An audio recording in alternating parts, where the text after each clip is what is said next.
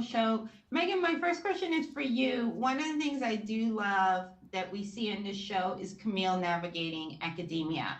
We don't talk enough about how hard it is just for Black people, but especially Black women to acquire positions and to acquire the elusive tenure. Talk about why that's important that we see her, navigating and just, not having necessarily always the support that her counterparts have.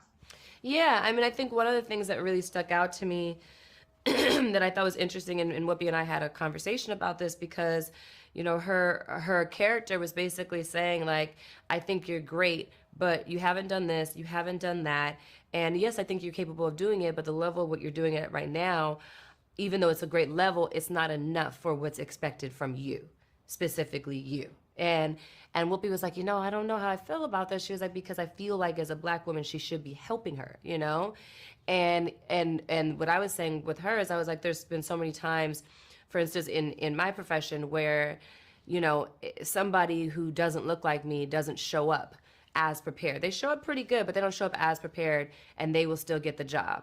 And for me, in order to get the job alongside them, I had to show up at a different level. I had to show up, if it's a superhero movie, somebody could come in and not be in the best shape and get the job. But I have to go transform my entire body before I come back and get the job.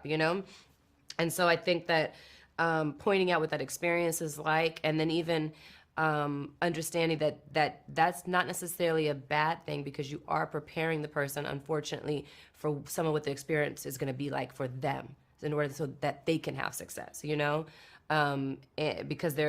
it's hard. And at the end of the day, you want to be prepared for that. And then for me, I just learned a lot about tenure, about being a professor. There wasn't a whole lot that I knew or understood prior. I was just like, well, what does this mean? So if I'm a professor of anthropology and love, then why is she, this is what she wrote her thesis on. Oh, the thesis, okay. And that's why she becomes a doctor. Got it.